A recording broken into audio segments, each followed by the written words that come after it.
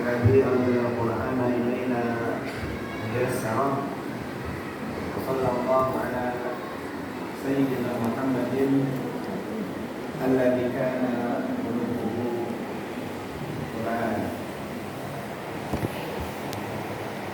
Alhamdulillah, pada Selasa pagi hari ini kita semua bersama-sama seluruh santri Tamis yang ada di pesantren Tamis Indramayu dan santri Tamis yang berada di tempatnya masing-masing yang dapat mengikuti ngaji malam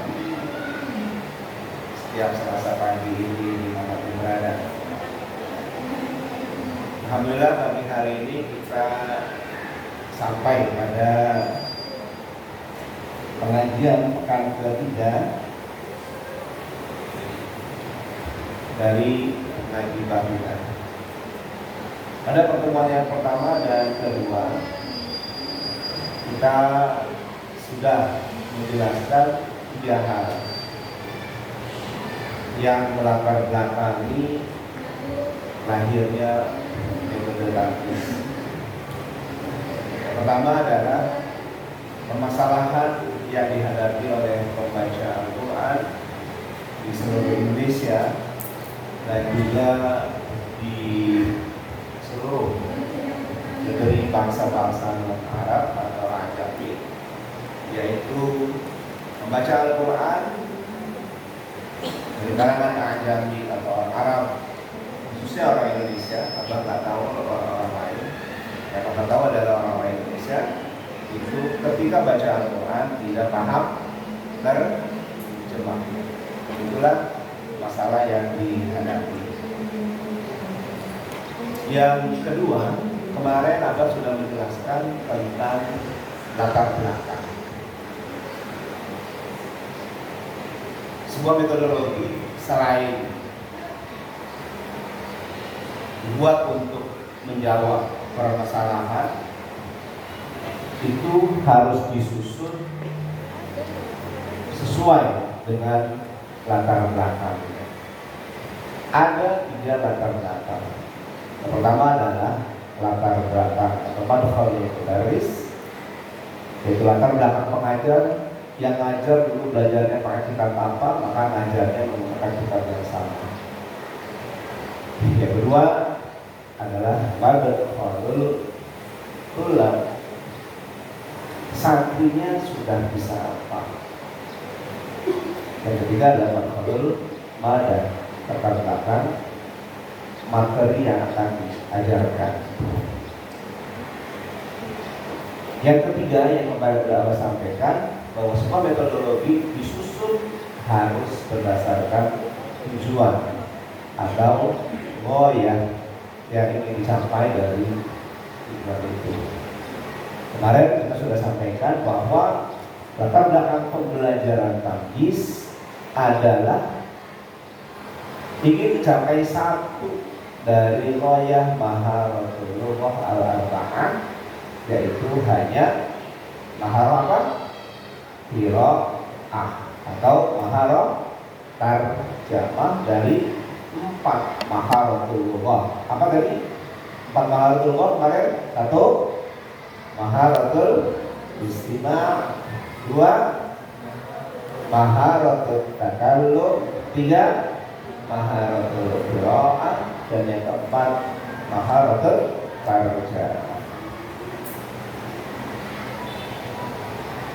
Ada 3 yang harus dipikirkan, terutama untuk musannif, untuk mu'allim dalam menyusun sebuah metodologi. Hari ini Abah akan menjelaskan yang keempat yang harus dipikirkan oleh para mu'allim atau musannif dari sebuah metodologi, yaitu namanya taujihad. Apa namanya? Taujihad. Apa itu taujihad? Kecenderungan. Jadi ada 4 yang harus diketahui atau dipikirkan oleh para pengarang metodologi.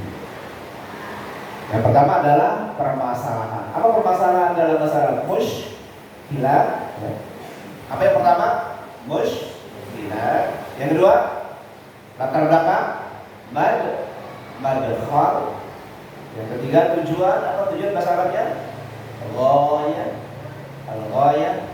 Yang keempat, kecenderungan atau jihad atau wajah. Baik, Abah akan menjelaskan fakta ini. Apabila musannif atau mu'allif sebuah metodologi memahami empat hal ini, maka insya Allah metode yang disusunnya akan mudah. Metode yang disusunnya akan efektif diajarkan oleh guru dan mudah dipelajari oleh murid. Mudah diajarkan oleh mudarris, juga mudah dipelajari oleh santri atau murid. Sebelum kita menjelaskan tentang keempat bagian yang esensial dalam penyusunan metodologi, marilah kita berdoa dulu kepada muassis pesantren Baitul yaitu Kiai Kamis bin Sentral. Ada hadhihi niyyah wa ala kulli niyyatin shalihah khususan ila muassis Mahad Baitul Kiai Kamis bin Sentral. Al-Fatihah. A'udzu billahi minasyaitonir rajim. Bismillahirrahmanirrahim. Alhamdulillahi rabbil alamin. Ar-Rahmanir Rahim. Maliki yaumiddin. Iyyaka na'budu wa iyyaka nasta'in. Ihdinas siratal mustaqim. Siratal ladzina an'amta 'alaihim ghairil maghdubi 'alaihim waladdallin. Baik, apa itu taujihat atau kecenderungan?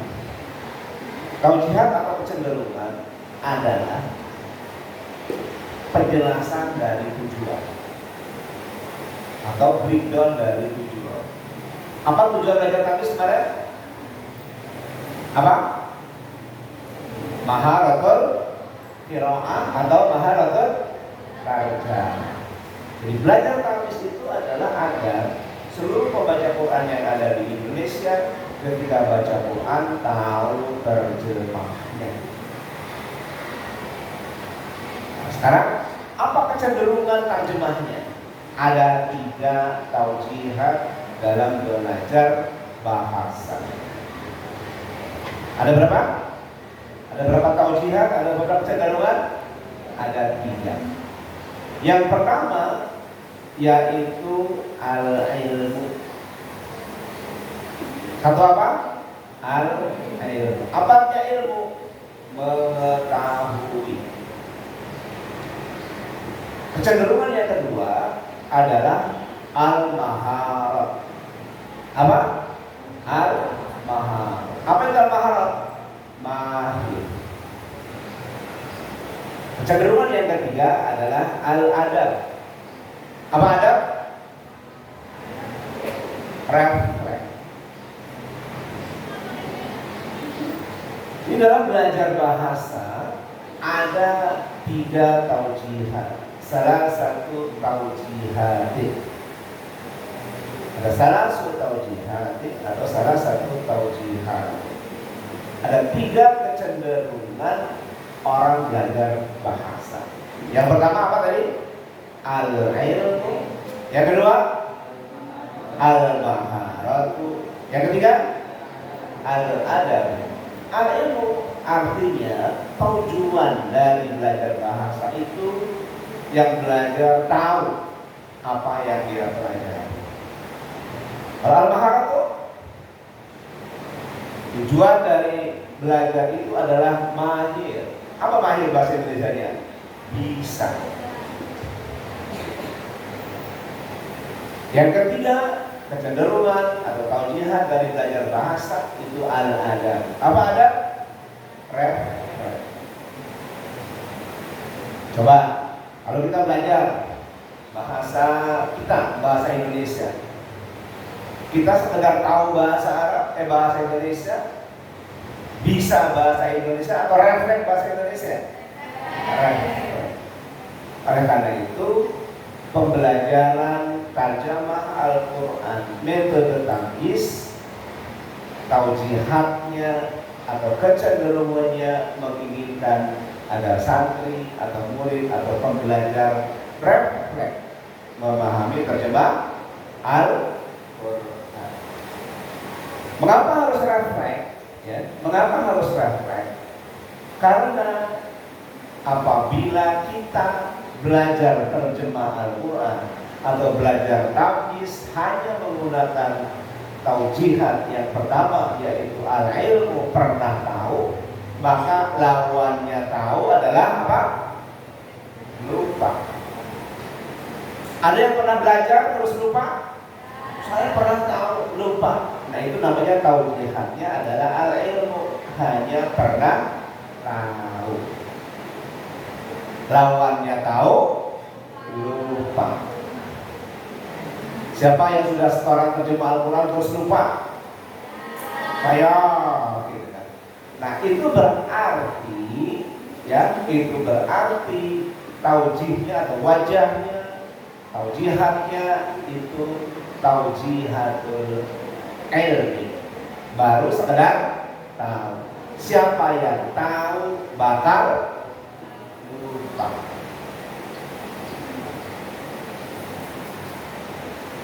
Taujihat yang kedua apa? Kecenderungan yang kedua al-maharah. Al-maharah. Apa bahasa Indonesia al-maharah kira-kira dalam belajar bahasa? Bisa. Apa lawannya bisa? Enggak bisa, bukan. Lawannya tahu? Enggak tahu. Lawannya bisa? Enggak bisa. Lawannya bisa itu kagok. Apa kagok bahasa Indonesia? Saya pernah bisa, tapi kok sekarang kagok. Kagok itu apa tuh? Nggak lancar atau bingung.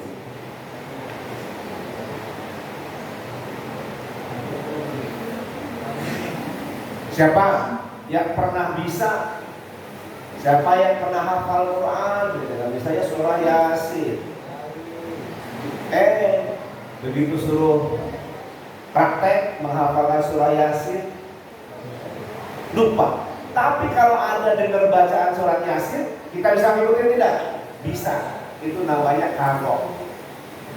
Kalau ada yang duluin, kalau ada stimulus, kalau ada mnemonik, berarti ingat. Nah itu namanya lawan dari maharah. Baru bisa apabila ada yang mendahului. Yang ketiga, taujihatnya yang ketiga yaitu refleks atau adab. Refleks apa? Refleks itu artinya sudah masuk ke dalam sudur.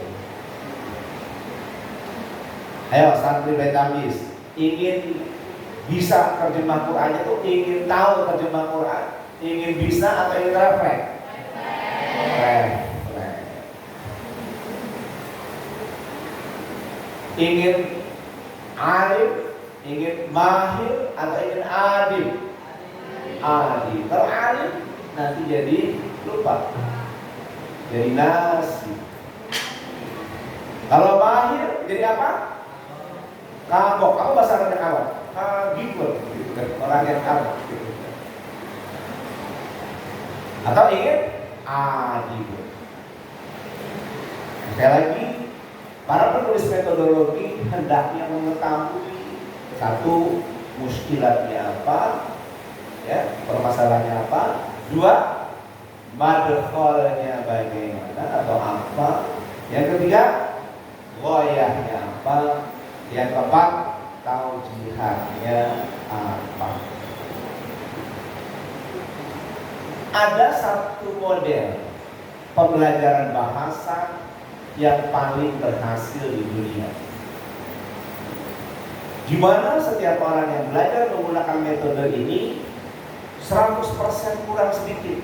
Berarti berapa tuh? 99,99% berhasil dengan sempurna. Belajar bahasa apa?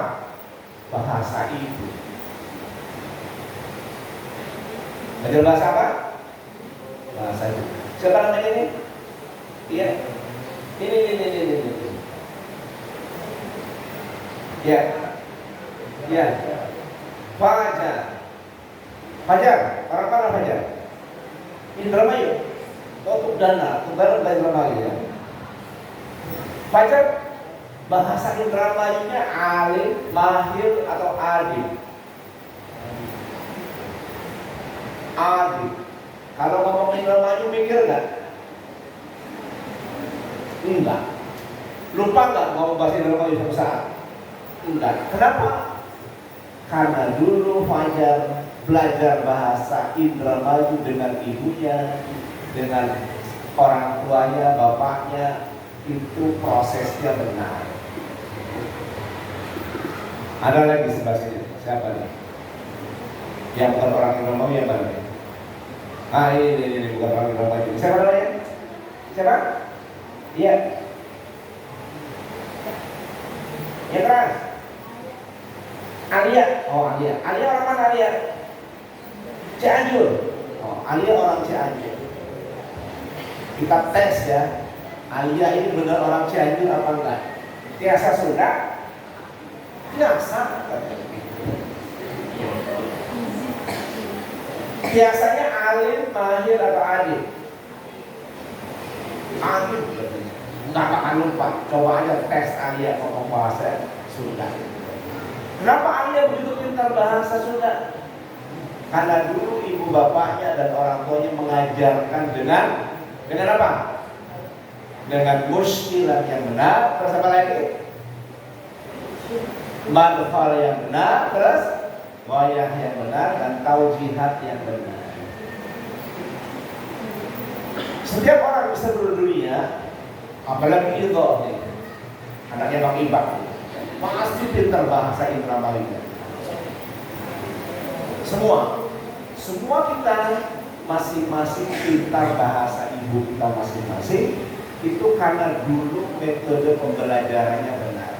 Orang Sunda adib bahasa Indonesia, orang Jawa orang Sunda adib bahasa Sunda, orang Jawa adib bahasa Sunda. Ilham adib bahasa apa? Lama Holland.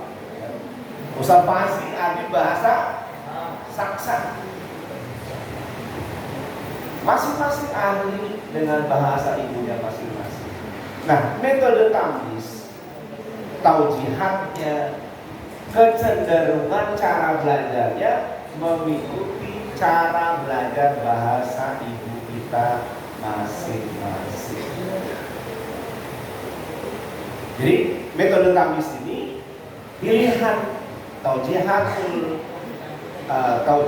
ta'allum, kecenderungan cara belajarnya mengikuti cara belajar bahasa ibu.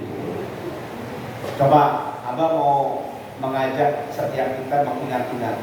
Dulu waktu kita diajari makan oleh ibu kita pokoknya gimana? Gimana? Oh, kata kita a. Ketika ibu kita bilang a, ginanya apa? Maaf, mulutnya a. Bertambah umurnya Gina, ibu ngomong apa Gina? Habis a, biasanya mam.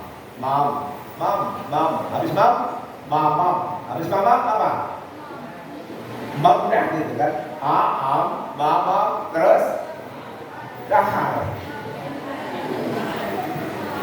Begitu juga waktu kita kecil, kita diajari secara bertahap oleh ibu kita, sehingga kita semuanya bisa bukan hanya alim, bukan hanya mahir, tapi adib bahasa ibu kita masing-masing.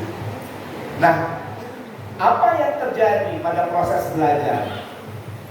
Apa perhatikan dari cara belajar bahasa ibu itu ada satu yang dilakukan oleh setiap anak ketika belajar bahasa ibunya masing-masing, yaitu proses belajarnya adalah meniru. Apa belajarnya? Meniru. Agar kita belajar dan kecenderungannya kita adib atau refleks, maka seperti waktu kita belajar bahasa ibu, cara belajarnya adalah meniru. Maka belajar tamyiz gimana caranya? tidak boleh mikir, terus apa lagi? Tidak boleh ngapal, tidak boleh nanya, cukup meniru. Jadi Abah menyampaikan kepada kita semua, kalau belajar hadis nggak boleh mikir, nggak boleh ngapal, nggak boleh nanya. Itu ada alasan taujihatnya. Taujihatnya apa? Adib, agar refleks. Refleks itu cara belajarnya adalah dengan cara meniru. Coba adik Dina, dulu pernah nanya gak sama ibu? Ibu kok berubah? Dulu ngajarin Dina A, habis A, mam, habis mam, daha. Kenapa berubah-berubah? Nanya gak? Ali berkali nanya sama Bang Ibak atau Biwaki, nanya gak? Enggak. Semua anak hanya meniru apa yang dicontohkan. Oleh karena itu, menurut Abah, cara belajar bahasa terbaik adalah apabila kita mengadopsi atau menduplikasi cara belajar bahasa ibu masing-masing, yaitu meniru. Cukup sekali? Kita sekali nggak mengulang bahasa ibu kita masing-masing dulu? Tidak. Tapi berapa kali? Berkali-kali sampai tak terhingga.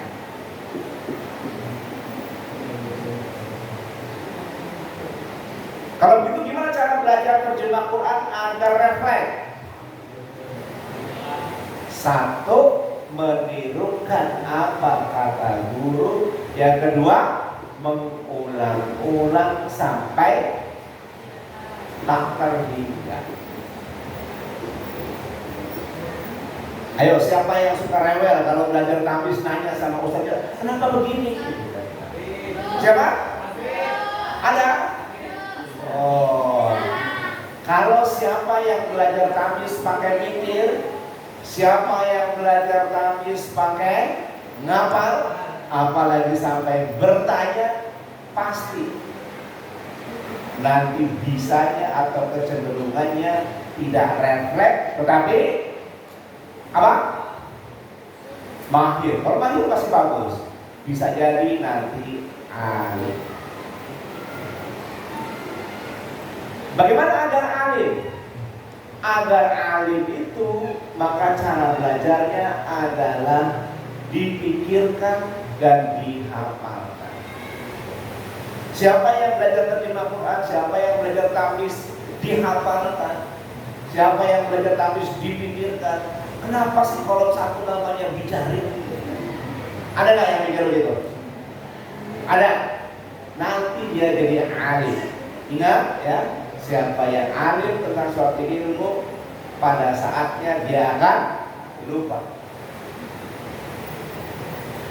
Apa banyak cerita, terutama bila ada santri dewasa, kemudian berpendidikan S1, S2, S3. Ini santri-santri tua ini, gitu kan? Kadang-kadang suka bertanya kepada gurunya, kenapa begitu? Kenapa begini? Nggak boleh nanya, nggak bisa saya nggak nanya, harus nanya. Untuk waktu beliau kecil nggak nanya sama ibu bapaknya gitu.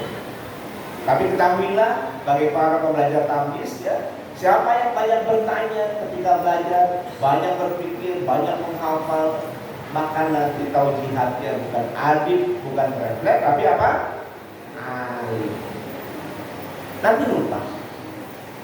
Banyak gak yang belajar tamis terus lupa? Banyak. Yang salah siapa? Yang salah yang belajar karena ingin belajar tamis, dipikirkan, dihafalkan, dan ditanyakan.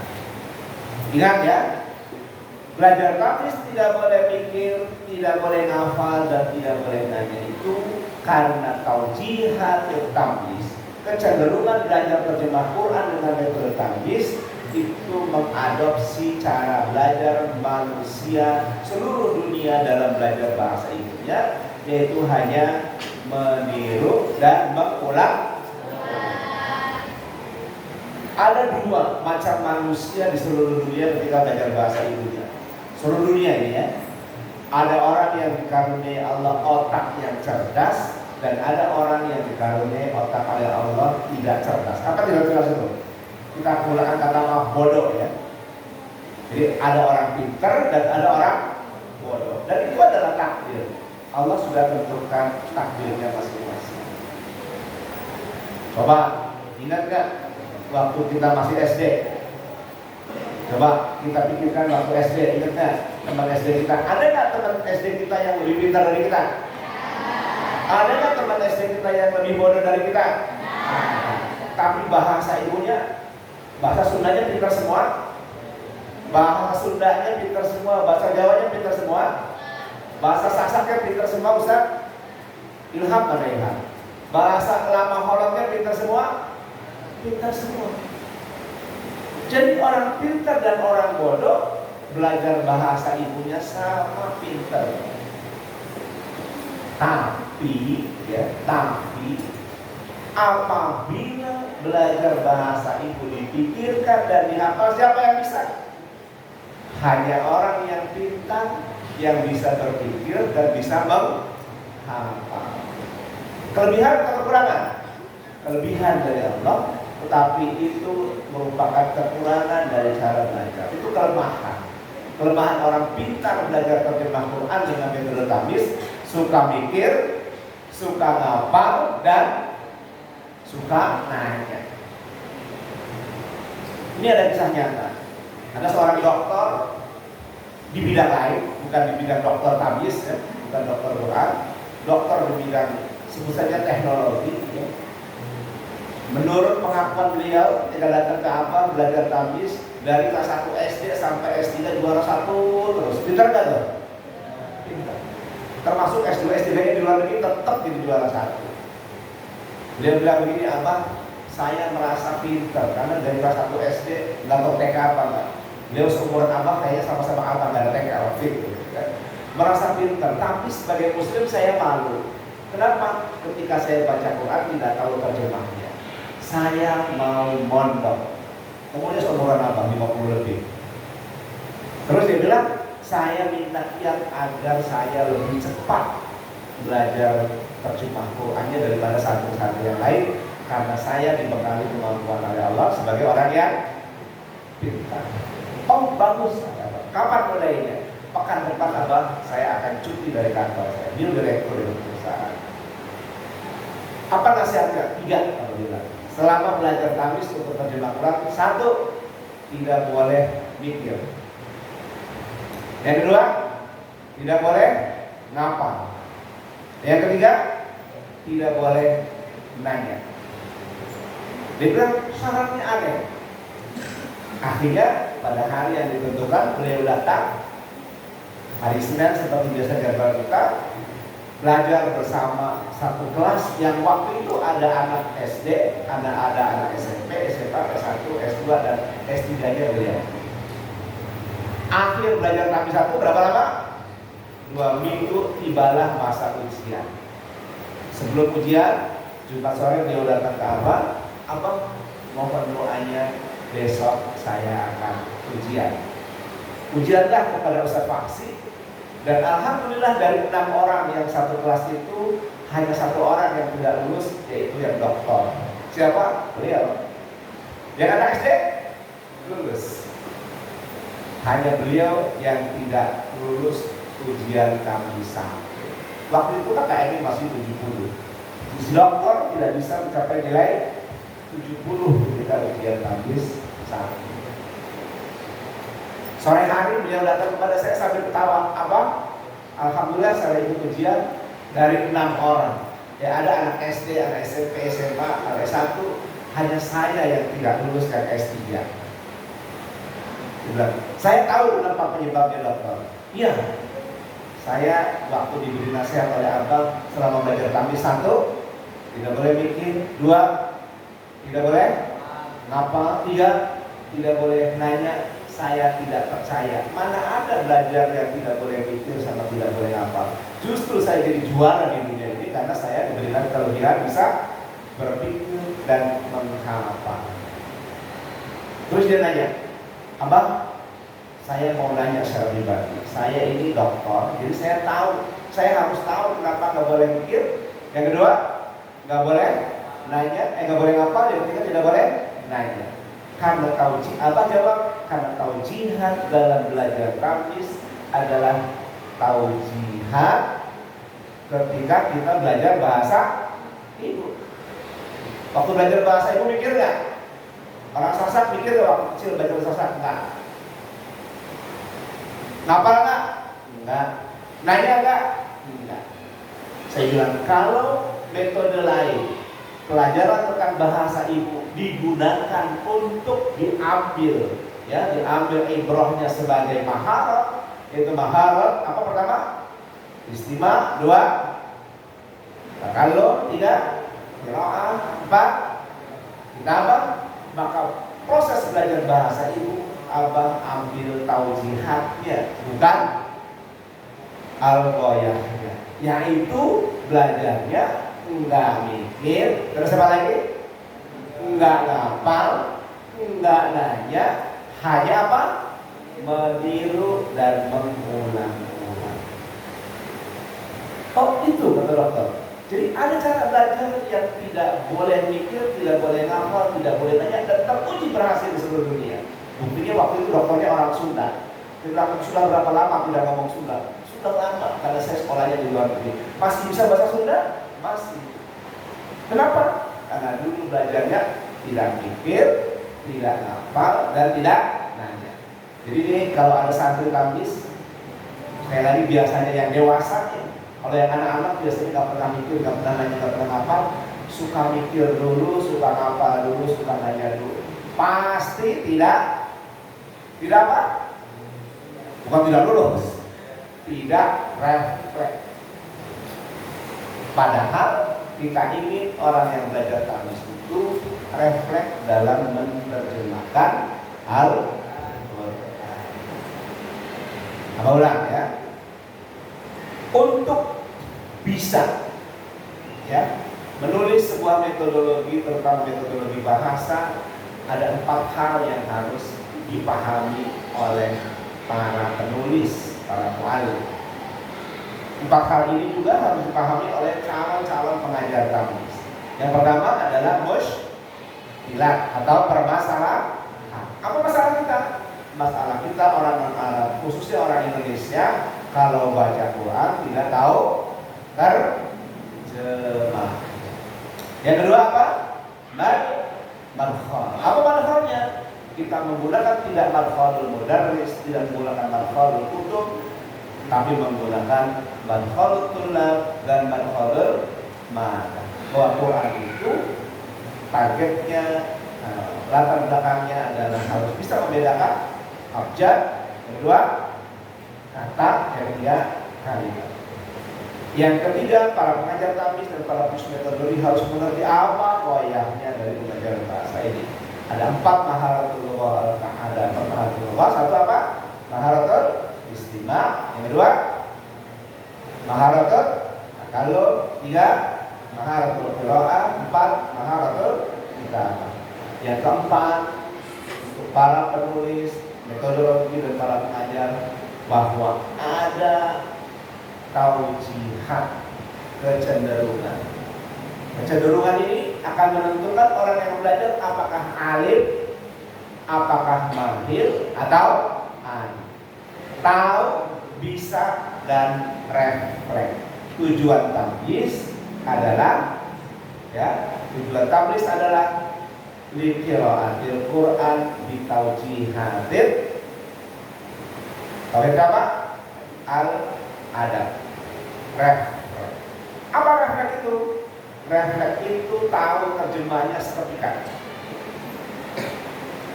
Syaratnya apa tadi? Syaratnya apa supaya kita refleks? Cara belajarnya harus seperti waktu kita belajar bahasa ibu kita masing-masing. Apa yang kita lakukan dulu? Hanya meniru dan mengulang-ulang. Tidak boleh mikir, tidak boleh ngapal, tidak boleh nanya.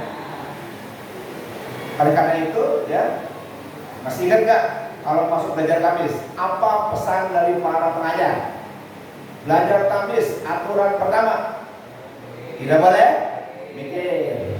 Aturan kedua tidak boleh ngapal. Aturan ketiga tidak boleh nanya. Apa hukum nanya dalam belajar mikir, dalam belajar tamis? Haram mughalladhah. Haram artinya tidak boleh, mughalladhah. Kalau sampai terlanjur bertanya, maka mulutnya harus dicuci 3 kali. Berapa kali? 7 kali. Cucian pertama harus menggunakan debu, jangan pakai es krim saja. Nah, itulah mengapa abang melarang kalian bertanya ketika belajar tamis. Siapa yang bertanya? Siapa yang berpikir? Siapa yang menghafal selama belajar terjemah Quran dengan metode tamis khususnya ataupun dengan metode lain, pasti nanti hanya tahu. Kalau tahu berarti akan lupa. Itu adalah taujihat atau kecenderungan dalam mempelajari bahasa Quran dengan metode tamis. Coba siapa yang pernah bertanya waktu belajar tamis? Ada nggak? Nanya sama pengajarnya, Ustaz, kenapa sih kok begitu? Ada nggak? Ada. Siapa? Santri senior, santri yang sudah menempuh pendidikan tinggi atau santri yang pernah belajar yang lain. Ingat, siapa yang banyak bertanya, siapa yang banyak berpikir, siapa yang banyak menghafal selama belajar tamis, nanti hasil akhirnya hanya menjadi tahu atau paling hebat menjadi apa? Mahir atau bisa. Tapi yang selama belajar tamis hanya meniru, mengulang sampai mengulang berapa kali?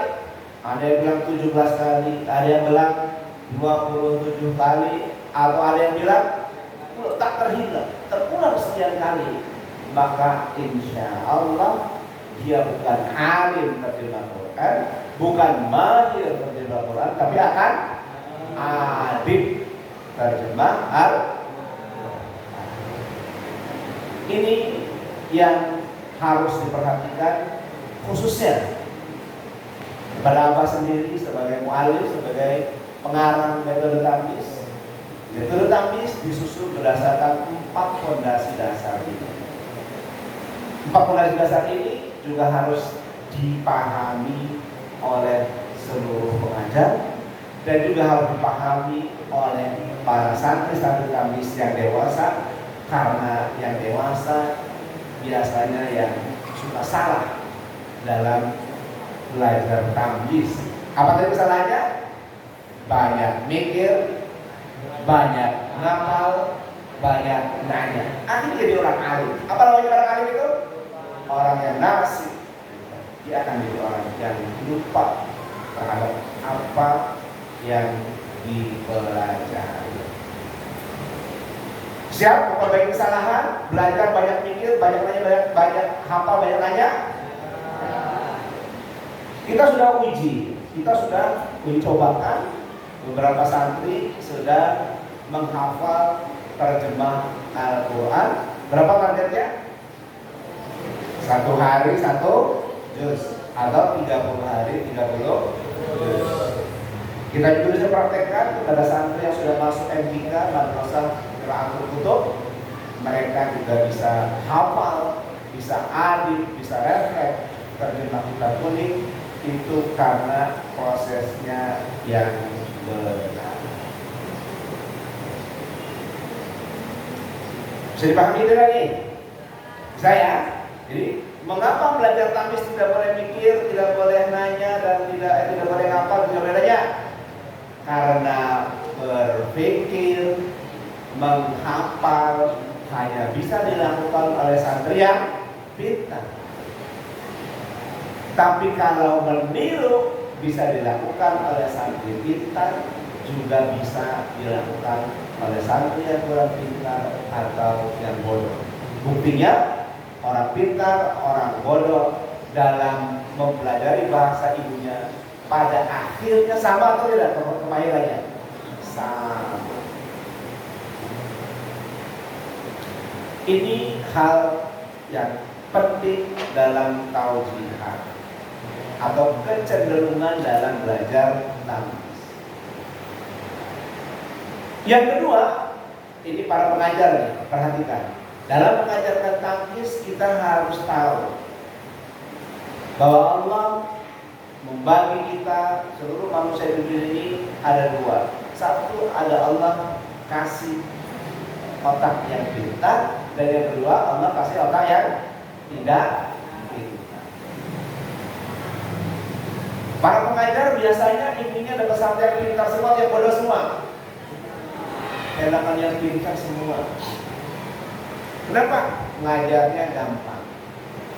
Nah, para pengajar kita harus menerima kodok dan kodak ya, bahwa yang kita ajar ini tidak semuanya pintar dan tidak semuanya bodoh. Ingat, agar semuanya bisa alim, mahir dan adil terjemah Al-Quran, rumusannya adalah pada pengulangan. Orang yang pintar mungkin mengulang 2 atau 3 kali sudah refresh. Tapi orang yang bodoh juga sama, nantinya akan refresh. Hanya pengulangannya bukan 2 atau 3 kali. Tapi berapa kali? 23 kali. Atau orang yang pintar mengulang 3 kali sudah refleks. Orang yang bodoh atau santri yang dikadernya yang tidak bodoh, tidak pintar atau bodoh, maka guru harus lebih sabar. Mulangnya jangan 3 kali, tambahin 3 kali lagi. Jadi berapa? 3 ditambah 3? 3 ditambah 3? 33 kali. Jadi 3 ditambah 3 itu bisa 6 kali sudah refleks. Tapi ada kalanya nanti kita ketemu santri bukan 3 ditambah 3 dia refleks, tapi refleksnya setelah diulang 33 kali. Ingat, walaupun dia butuh pengulangan 6 kali atau 33 kali, begitu sudah refleks sama nggak dengan yang pintar? Sama. Nah, inilah mukjizat Quran. Nah, Quran itu dipelajari oleh orang yang bodoh, dia akan hafal terjemahnya, sama dengan dipelajari oleh orang yang pintar.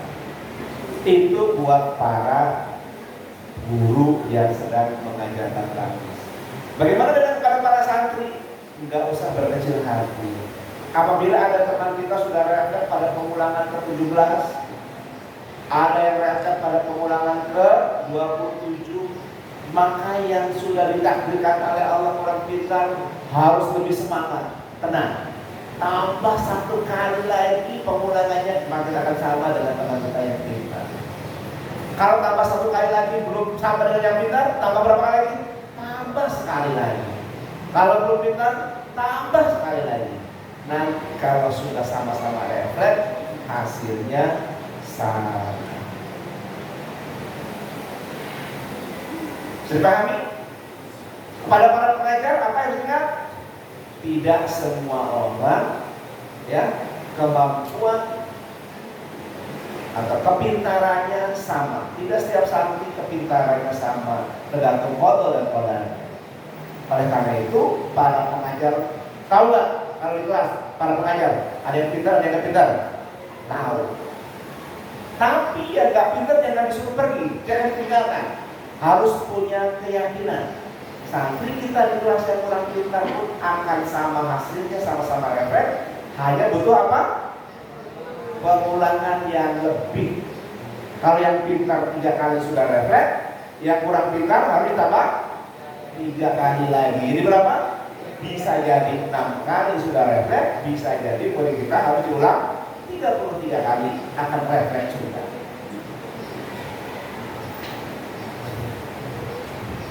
Bagaimana kalau santri sama. Kalau ada teman kita sudah refleks di pukulan kita, bersabarlah dan tambah semangat. Motivasinya lebih tinggi. Mengapa? Karena yang pintar dan yang bodoh dalam mempelajari bahasa ibu itu pada akhirnya sama kemampuannya, sama refleksnya. Demikian juga terjemah Al-Quran. Insya Allah setiap orang yang belajar tamyiz, ya, setiap orang yang belajar tamyiz, bila caranya benar, yaitu mengikuti cara pembelajaran yang kita ajarkan di pesantren Bait Tamyiz, semuanya akan refleks terjemah Al-Quran. Bukan tahu, bukan bisa, tetapi refleks. Apabila pengajarannya tidak mengikuti apa yang dicontohkan di pesantren Bait Tamyiz, terutama yang belajar tamyiznya di lembaga-lembaga di luar Bait Tamyiz, kemudian yang belajarnya menggunakan, terutama yang menggunakan pembelajaran kayak gini nih, apa namanya ini? Apa namanya? Ada? Online streaming, live streaming. Itu biasanya sedikit ada penyimpangan karena mereka menganggap asal sudah tahu sudah cukup. Tidak. Tahu itu pasti lupa. Kalau bisa pasti kagok. Apa kagok gitu ya? Bahasa tepatnya. Bukan bingung. Harus ada mnemoniknya, harus ada yang mendahului. Tapi kalau sudah refleks, insya Allah akan bisa seperti kita bisa menerjemahkan, kita akan bisa menerjemahkan Al-Quran seperti kita bisa bahasa ini. Sekali lagi, taujihad atau kecenderungan belajar tamyiz itu adopsi dari taujihad atau kecenderungan belajar bahasa ibu setiap manusia di dunia. Keberhasilan belajar bahasa ibu yaitu pembelajaran paling sukses di dunia, yaitu setiap orang bisa menguasai bahasa ibunya masing-masing. Jumlahnya berapa? 99,99%, kualitasnya juga 99,99%. Abang menginginkan proses pembelajaran tamyiz bisa mengantarkan santri tamyiz menerjemahkan Al-Quran dengan tingkat refleks 99,99%. Bisa tidak? Bisa. Ya, seluruh santri Bait Tamyiz di sini sudah teruji bisa menerjemah Al-Quran secara refleks asal 4 halnya benar. Apa 4 hal itu? 1, mushkilah. Yang kedua, madkhal. Yang ketiga, al-ghayah. Yang keempat, taujih. Ketika kita berhasil memetakan 4 hal ini, maka nanti pengarang akan bisa membuat metodologi itu jadi mudah. Kalau memetakan, menempatkan 4 hal yang mendasar ini benar, maka pengarang akan menghasilkan metodologi. Selain mudah apa lagi? Gampang. Kalau 4 hal ini dimiliki pengetahuannya oleh para pengarang metodologi, maka metodologi yang dihasilkan akan efektif. Apa efektifnya? Bisa menjawab muskilah yang semula pembaca Al-Quran tidak tahu terjemahnya akan tahu terjemahnya. Yang kedua, madkhal, dia akan mengerti menyusun kurikulum dengan benar. Ghayah, dia akan tahu cara memberikan stimulus. Taujihad, dia akan tahu cara tajribah. Nah, ada 4 hal mendasar untuk menjadikan sebuah metodologi itu mudah atau sulit. Ada berapa?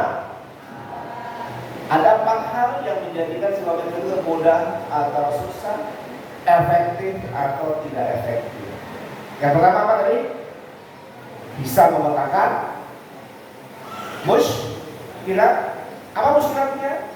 membaca Quran di Indonesia tidak bisa terjadi. Yang kedua, harus mengerti madhhabul badan. Apa struktur kurikulum yang akan kita buat? Yang ketiga, harus mengerti goya. Goya itu terkait dengan nanti cara memberikan stimulus, karena proses belajar itu adalah stimulus dan respon. Dan yang keempat, harus paham taujihat. Apa itu taujihat? Kecenderungan. Nanti kalau kita ngerti kecenderungan, kita akan mengerti tajribatnya seperti apa, cara mempraktekkan ilmunya seperti apa. Apabila kita menerapkan 4 prinsip dasar dalam proses pembelajaran tamis khususnya dan metode-metode pelajaran lain, maka insya Allah tingkat keberhasilannya seperti ketika kita belajar bahasa ibu kita masing-masing, yaitu berapa persen yang bisa? 99,99%. Mengapa seluruh anak-anak Arab kita ngomong Arab? Karena 4 hal itu tadi. Mengapa seluruh anak-anak Inggris kita ngomong Inggris? Karena 4 hal tadi. Mengapa orang mengenal Ukraina ya, yang lagi perang? Mengapa orang Ukraina, anak-anak yang bisa ngomong Ukraina? Karena 4 hal tadi. Mengapa orang anak-anak Rusia pintar bahasa Rusia? Karena 4 hal tadi. Risik orang mana risik? Orang Eretan. Mengapa risik pintar bahasa Eretan? Karena 4 hal tadi. Jadi ingat, kalau ada orang belajar tamis kemudian tidak apa? Tidak refleks belajar bahasa tamis, pasti ada kesalahan. Siapa yang salah? Muridnya atau gurunya? Yang salah pertama pasti gurunya. Gurunya tidak ngerti 4 hal ini. Yang kedua, muridnya juga salah. Salahnya apa guru? Salahnya guru tidak ngerti. Kalau murid apa salahnya? Suka mikir, suka hafal, dan suka ya. Nah, dari keempat hal ini sejak bulan Sya'ban ya. Bulan Sya'ban berapa bulan yang lalu berarti? Sya'ban itu bulan 8, sekarang sudah bulan Maulid, bulan ketiga. Sejak 7 bulan yang lalu, teori ini kita praktekkan di angkatan pertama kelas takfir terjemah Al-Quran. Alhamdulillah ya, di bulan Sya'ban, 15 Sya'ban sampai dengan akhir Ramadan, kita sudah membuktikan bahwa setiap santri bisa apa? Bisa refleks menerjemahkan Al-Quran pada hari ke-30. Ada santri yang di pekan pertama sudah bisa setoran sehari 1 juz. Ada santri yang bisa setoran terjemah Al-Qurannya sehari 1 juznya di pekan kedua. Ada santri yang bisa setoran terjemah Al-Qurannya di pekan ketiga. Dan alhamdulillah semua santri bisa setoran terjemah Al-Quran sehari 1 juz di pekan keempat. Karena apa? Sebagai seorang peneliti harus menentukan kapan seseorang bisa dinyatakan refleks di tingkat minimal ketika dia bisa setoran terjemah Al-Quran sehari 1 juz. Siapa yang belum bisa setoran sehari 1 juz berarti belum Bukan hanya itu, alhamdulillah dari penelitian yang kita lakukan selama Sya'ban dan Ramadan, banyak santri di pekan ketiga sudah bisa setoran sehari berapa juz? Ada yang 2 juz, ada yang 3 juz, dan ada yang 4 juz. Semakin tinggi bisa menyetorkan terjemah Al-Quran dalam 1 harinya, itu menunjukkan tingkat refleksnya yang lebih tinggi. Tapi Abang mengatakan dalam standar atau ukuran pembelajaran metode tamis, apakah orang bisa terjemah Quran refleks atau belum? Tandanya apa? Bisa setoran terjemah Al-Quran sehari 1 juz atau tidak bisa. Yang belum bisa setoran terjemah Quran sehari 1 juz berarti belum refleks. Tapi baru apa tuh?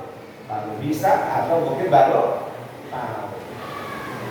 Contoh Misalnya tanya, Alhamdulillahirabbil alamin. Apa terjemahnya alhamdulillah? Oh, alhamdulillah itu mujarabnya hamada.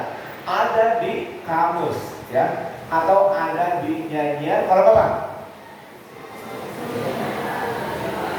Yang sama terjemahnya atau yang sering diulang 3 digit? 3 digit, ya. Minimal 3 digit. 3 digit berapa digit? 3 digit. Itu namanya baru tahu atau baru alim.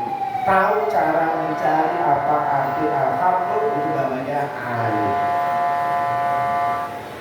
Tapi kalau alhamdulillah artinya adalah pujian, tapi terkadang lupa alhamdulillah apa, itu namanya mahir. Karena harus dipegang. Alhamdulillah isim sama terjemahnya bukan 3 digit, ya, bukan. Itu namanya mahir, masih kagok. Tapi kalau langsung alhamdulillah, isim cirinya berawalan a, terus mujarabnya hamadah, artinya a, nyanyiannya isim sering diulang 3 digit, artinya alhamdulillah. Seperti karakter itu namanya sudah a.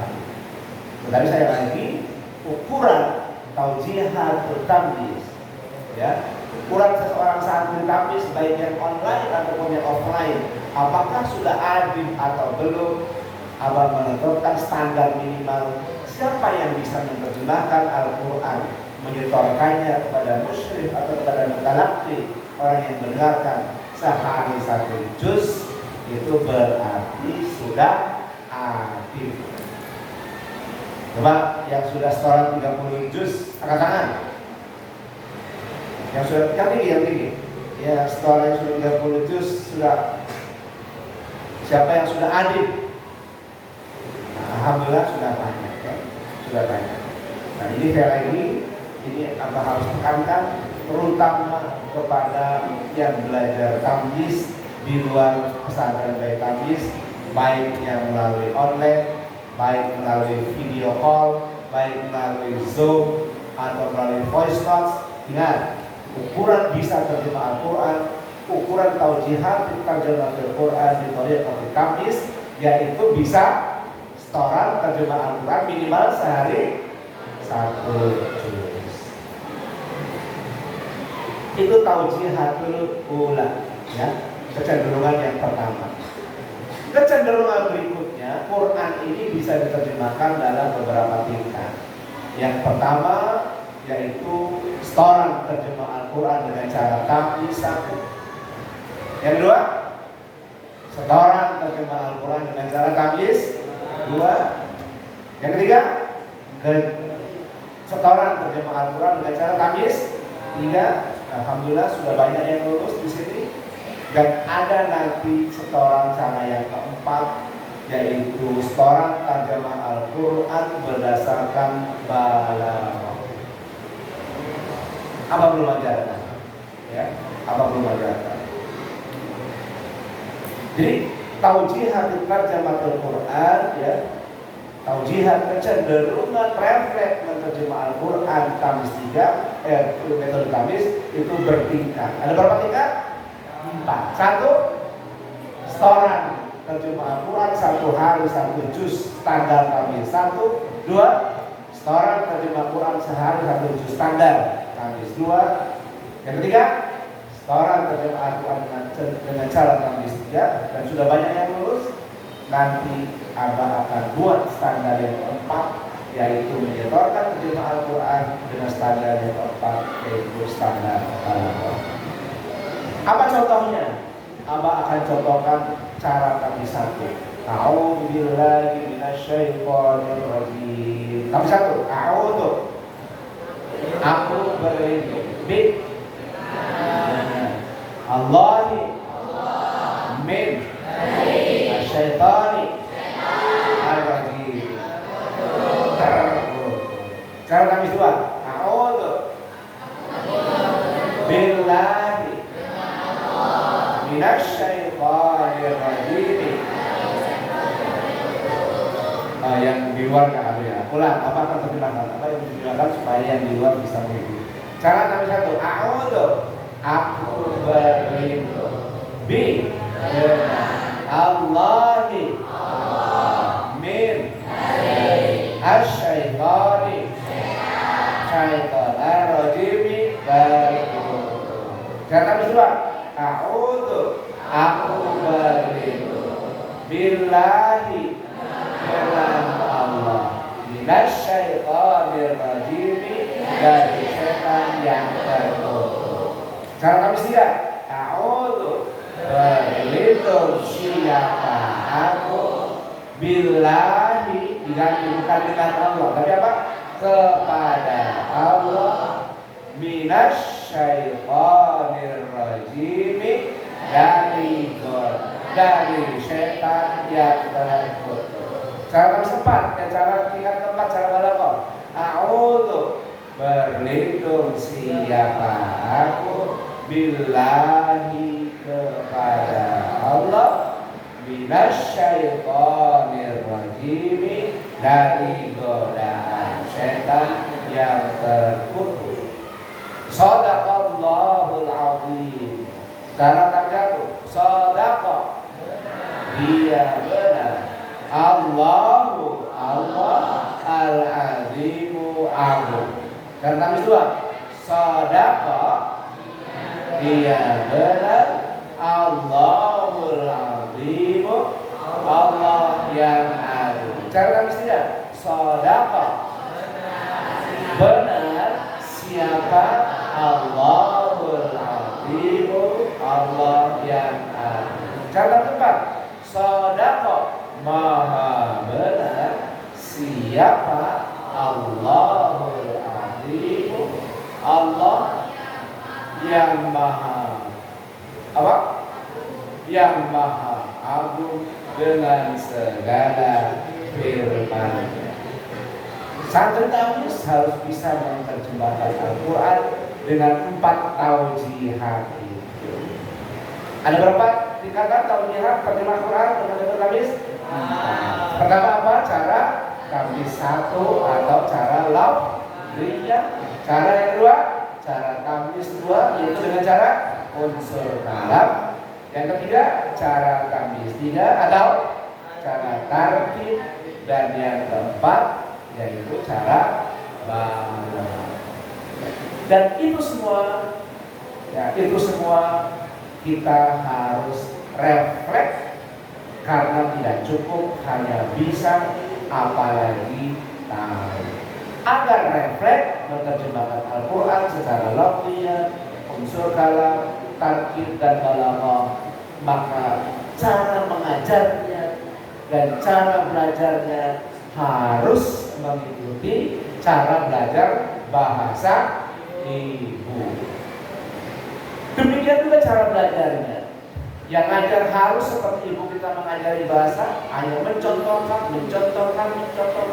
Yang belajar juga harus mengikuti waktu kita jadi anak kecil. Belajarnya hanya meniru, mengulang, berulang-ulang kali sampai tak terhingga. Dan tidak boleh apa? Berpikir, tidak boleh menghafal, tidak boleh bertanya. Karena siapa yang ketika belajar tamis itu pakai berpikir, pakai menghafal, pakai nanya, maka taujihatnya tidak akan adil, tidak akan refleks, tapi hanya tahu dan bisa. Kalau tahu pasti lupa, kalau bisa pasti kagok. Cari bahasa apa selain bahasa kagok apa? Cari di kamus bahasa Indonesia. Kagok apa? Kagok apa? Hanya bisa kalau ada yang diikut. Demikian ya, pada para santri sekali lagi ada 4 hal ya kepada para guru. Ada musykilah, yang kedua ada balaghah, yang ketiga ada al-ghayah, yang keempat ada at-taujihat. 4 dasar ini nantinya akan menentukan kurikulumnya, cara tahfiziannya atau stimulusnya, dan cara praktek atau tajribah. Insyaallah menyusun kurikulum sesuai dengan manfaat, Cara mengajar sesuai dengan apa? Gaya. Cara belajar sesuai dengan taujihan akan Abah jelaskan pada taujibah apa? Ngajibah yang berikutnya, insyaallah pada selasanya. Sekali lagi, Bapak kali itu penting, cirinya gampang. Siapa yang tidak refleks menerima Al-Quran berarti ada yang salah. Salah satu dari 4, salah 2 dari 4, salah 3 dari 4, atau 4-4-nya yang salah. Allah akan sholat. Marilah kita akhiri dengan sama-sama baca doa kafaratul majlis. Subhanakallahumma wa bihamdik, asyhadu an la ilaha illa anta, astaghfiruka wa atubu ilaik. Assalamualaikum warahmatullahi wabarakatuh.